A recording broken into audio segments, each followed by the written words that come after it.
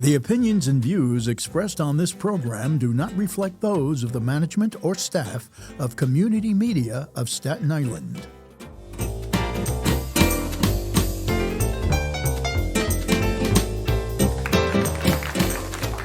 Welcome. Hi, I'm Dave Frankel.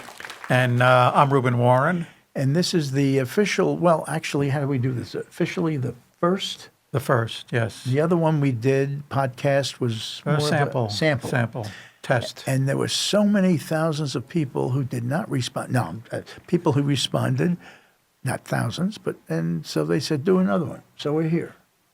And we agreed to be here. And you came up with some really good stuff.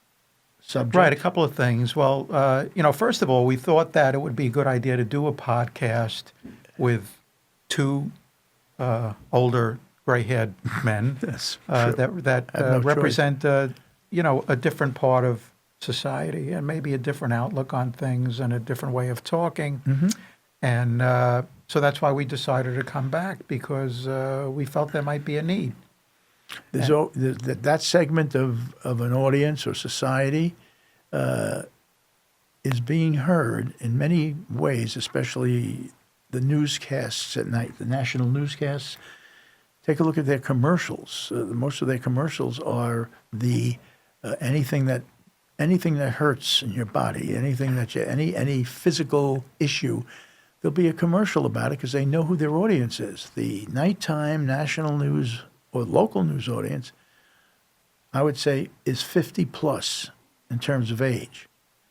And then I read some other statistics, and we decided this is a good thing to do. Yeah, did you ever, by the way, I thought it just occurred to me, you brought up something interesting, sitting in front of the TV. Mm-hmm. Did you ever notice that the commercials that they show seem to be aimed at you? I mean, most of the commercials that I see when I'm watching TV are either, yes and no. Some medications or exercise equipment, or, and I'm thinking to myself, do they know that I'm trying to lose weight? Well, the losing weight thing, I could see that being somewhat popular, especially with the diabetes issues. A lot of that medicine has weight loss stuff in it. And people have jumped on the bandwagon. The advertising agencies say, "We're selling this, and this is it. And this is who our audience." So, just getting back to that, we know that there's an audience, not just here at the station, but there are audiences all over the country that need special type of products, materials, and so we've decided to jump on the bandwagon. Right. And, by the way, we should also give a thanks to Community Media of Staten Island for giving us the production facilities here. And, by the way, if these facilities are open to the general public, if anybody's interested, you can contact Community Media of Staten Island, 100 Cable Way. Their number is 718-727-1414. And if you mention either Dave or Reuben, they will give you a special discount. So there.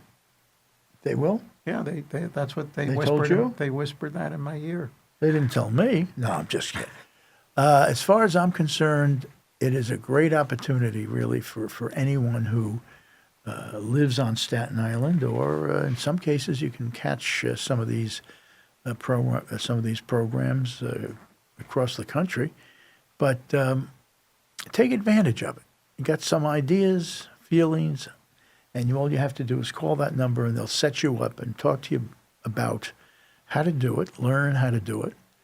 And I find it to be, at this stage of my life, a lot of fun, very enjoyable. I spent, I don't want to tell you how many years, because you'll know then I'm close to 100 years old or something, but I spent since I'm trying to think, when did I break into commercial radio? Just for the heck of it. I did it and got paid for it.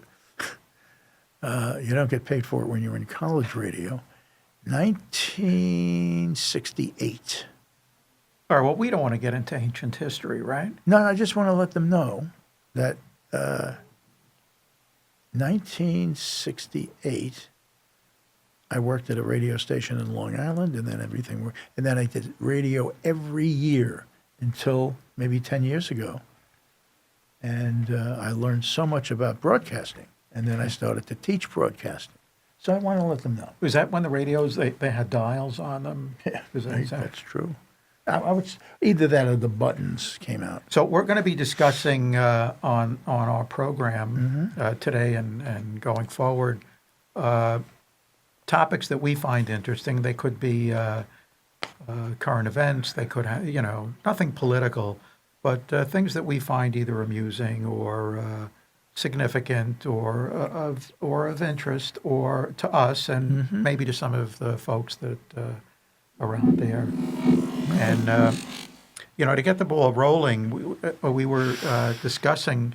There was an item on the local paper about the number of speeding tickets that have been given out locally in a relatively short period of time.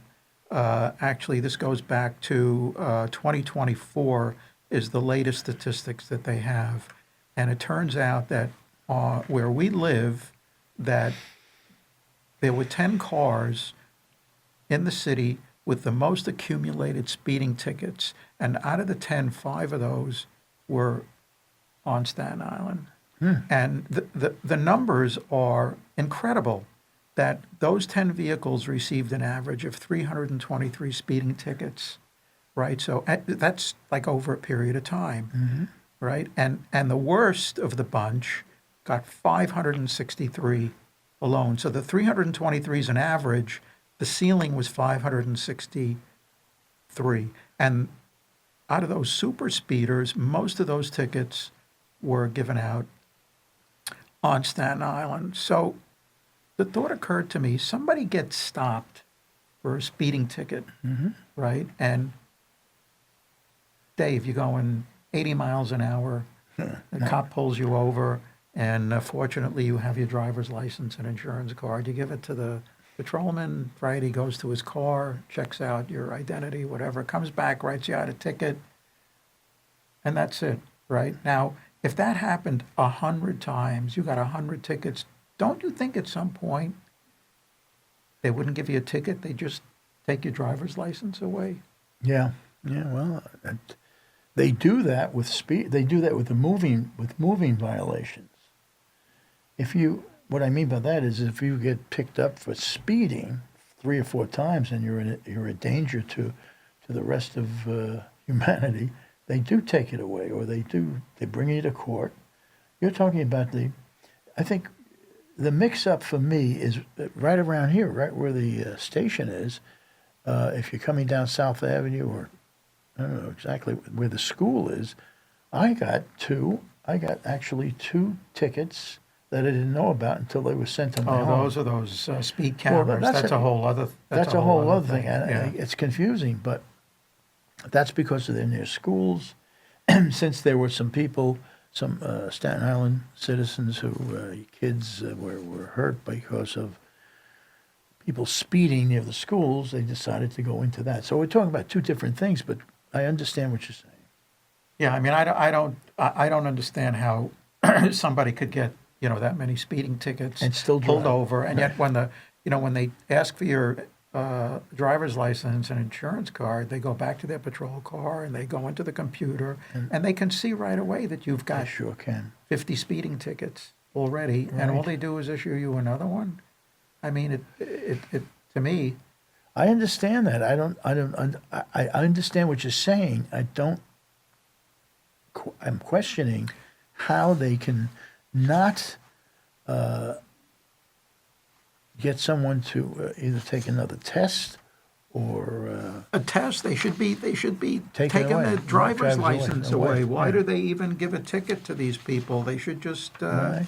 they should just. I can't answer that. We need someone in the police department. And by the way, the flip side of that is that everybody complains about traffic on Staten Island. That's so right. How in the world could they be speeding if there's all this traffic? Good Right. point. Very good point. Okay, so that's a reason we gave out the phone number to do a program or to become involved with community TV. Okay, maybe we'll have somebody from the Maybe someone will police department or respond. Department of I would Transportation, like come down and explain how the system works. That would be terrific You because know. it's puzzling. All right, now another subject that you came up with, and I agree. We talked about it. Trying to find out how your friend is, who you haven't heard from in a while. It used to be years ago when you called up a friend and they were not home or not available to pick up the phone, there was usually someone else home to pick it up. Today with cell phones, you have to leave a voice message. If you don't get a call back in a few days or weeks, who do you call? Right. Roto-Rooter. Roto-Rooter. But that's true. Yeah, don't you remember when we were growing up, if I wanted to get a hold of my friend Jerry, right, I'd call up his number, which was his apartment, and if he wasn't home, his mother would pick up, or his brother would pick up, or his father would pick up, and they say, oh, well, Jerry's not here. Well, I'd say, well, could you leave a message? I got you. I called, have him call me after 7, and Jerry would call me after 7 o'clock. Years later, we used to have answering machines, right? It's starting in, I guess, the 70s. Answering machines became very popular. So you called, you left a message on an answering machine. They were terrific. Once I started using one, I never wanted to even use that. And then I needed to. And then I relied on it because it was comforting to know when I get back in after work, who called, do I want to call them now, do I want to call them next week, and why are they even calling? So... Yeah, I'm reminded, I used to travel out of town. Yeah. Wow, this is, it makes me feel really ancient, but I used to travel out of town. I'd stay in a motel, overnight, and I remember staying in a motel upstate New York once, and I had to call my wife to tell her that I'd got there okay. I'm in the room, I pick up the phone, and you couldn't get a line. You had to go through the board, right? Yeah. So the whoever That's was true. out there, the manager, I'd give him the number, and he would call. My wife would pick up on the other end, and I could hear the manager breathing through, and I'd have to ask him to hang up. I mean, I don't know if you remember that. I do remember that. And I talked to my wife. But yeah, so this thing with calling people today, right? You have a cell phone. I call my friend Jerry, and he's not there, so I leave a voice message. Oh, you know what the worst thing is? Mailbox full. Yeah. Oh, that's a whole other thing, right? That's a whole other thing. Right? People don't realize their mailboxes. Anyway, so I leave a message for Jerry, and I tell him, it's Ruben, call me back. I want to ask you something. And one day goes by, 2 days go by, no Jerry, and I'm beginning to wonder, is everything okay with Jerry? And I don't know who else to call because I don't have anybody else's phone number. Yeah, right. That's a good point. So what do you do?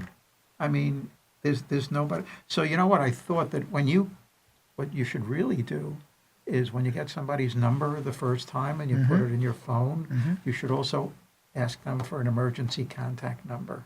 Good point. In case you can't get a hold of them. As we move on into this world of electronics and specialty areas, that's a good thing to do. Right? I mean, Tell a person to remind them of that. I mean, I don't know what the other options are, unless you go on social media and post a message on Instagram, or if you can do that. If I you mean, can do I would that. have to call my granddaughter to tell me how to do that. Right. And I'd have to call your granddaughter to. But I think, it is kind of, it is a little frustrating, these days. I think that is a drawback in terms of communication. Right. And if you stop and think about, I mean, either that or you get to a point where you call somebody, they don't return your call, and you just forget about them. That's happened to me a couple of times. When you work in an industry, when you work with a lot of people, and you change jobs from time to time, or they send you to another job, you become friends, or you become involved with other people, and then all of a sudden they drop off the earth. They just. I mean, also, what happens when you get older, sometimes you don't want to know. Right, exactly. If anything bad has happened to the other person. That's happened so many times. So you start thinking, maybe I'm better off not trying to call somebody else. You're right about that. Right, although I guess that could happen, at any age. Right, exactly. But that's something that lately, I've had issues with, leaving messages for people, they don't get back. And I know that they either live alone.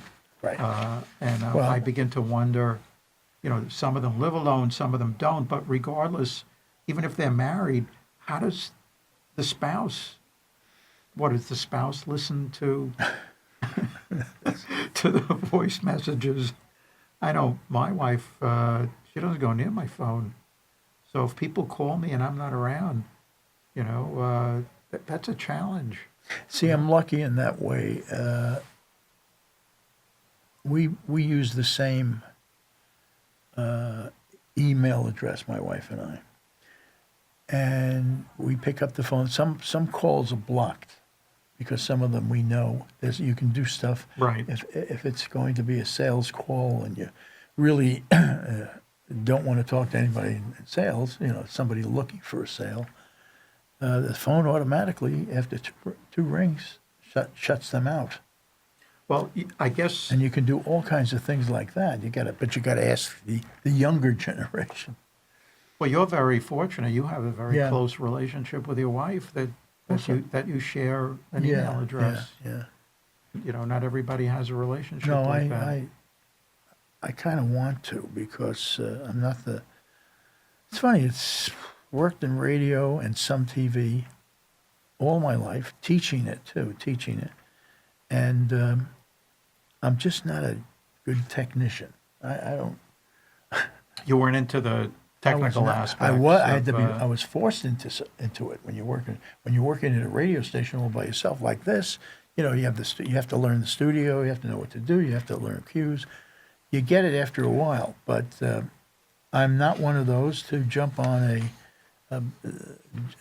something that's brand spanking new that will help me to communicate better. I'd rather have someone show me.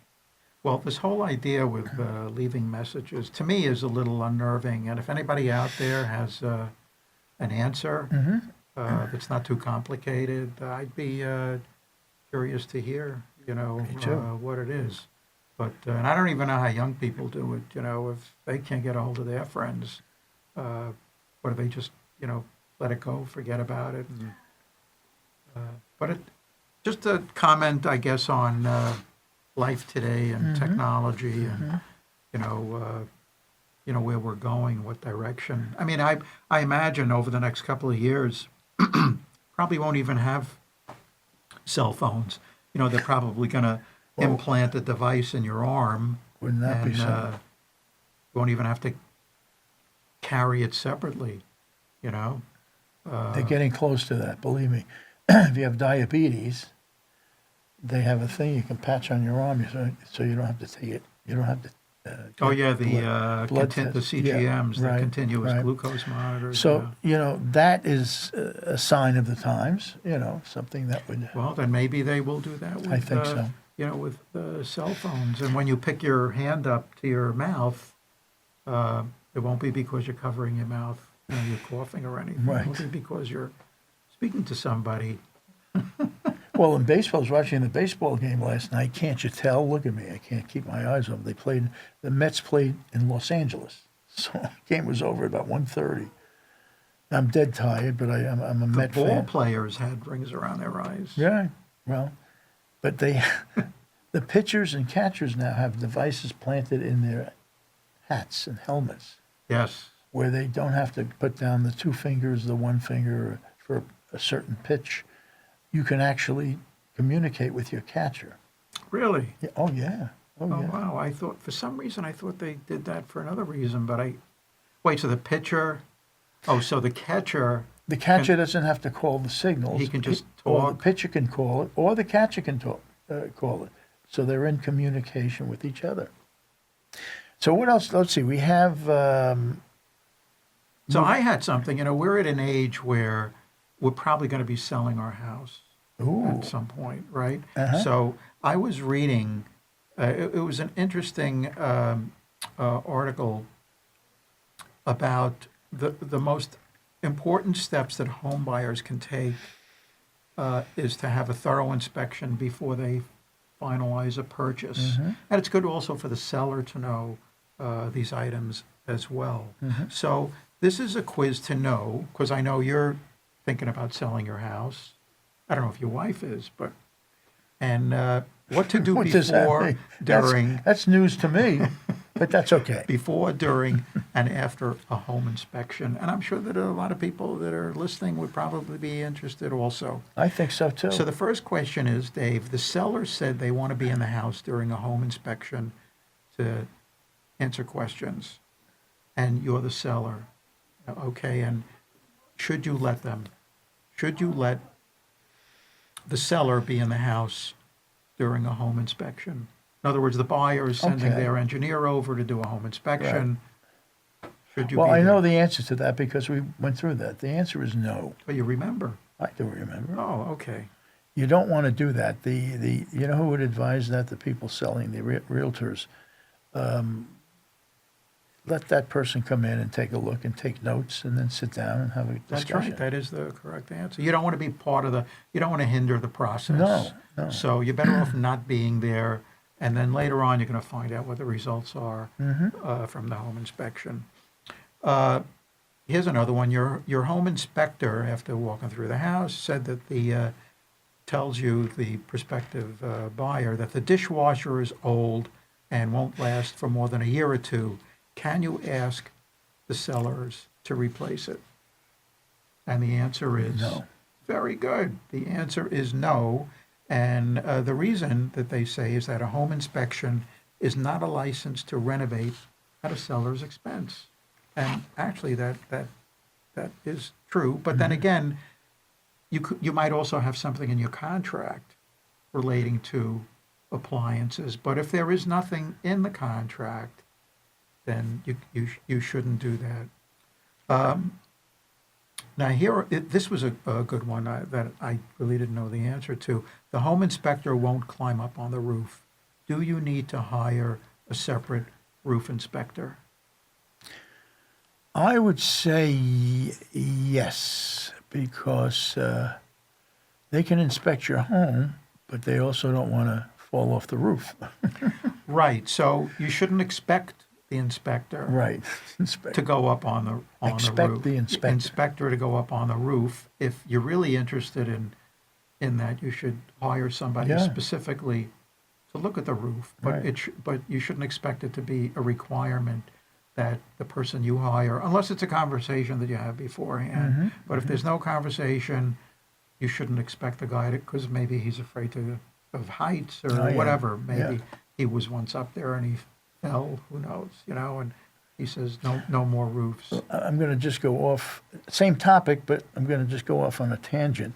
We had the middle house that we sold, and we had the windows. We had new windows put in because the windows were from the 1940s, and the windows were falling apart. And he did a wonderful job. He was a fireman who took extra job, and unfortunately, he was one of the firemen that was killed in 9/11. But a wonderful guy, and he did the windows, and I said to him, "Do you know anybody who could take a look at the roof? Because I'll look at the roof. Some of these firemen can do anything. They are really terrific." I Well, said, they shouldn't be afraid of heights. they're right? not afraid of it. So he takes the ladder, puts it up. He says, "I'll take 2 seconds." He goes up on the roof. "Yeah, I think maybe, come on up." I went up as a kid, I was never afraid of heights. I went up on 4 or 5 steps. I said, I can't do this. No, one more step, 2 more. No, I can't. I feel uncomfortable, very uncomfortable. Okay, trust me. You need a little bit of roof work. That's true. And that's when you realize I realize I can't do that anymore. you can't do it, and you should hire a roof inspector. Hire a roof inspector. If you're looking at a house that. Right. And the last question, and the owners added a roof deck right to the house, but the home inspector said he didn't see a permit or a final inspection for the project. Is there a way to make the sellers prove the roof deck is legal and up to code? Can you force the sellers to prove that the roof deck is legal and up to code? You know, I'm not sure of that. So the answer is, I guess you could press the seller. I mean, they say no, that you can't force them.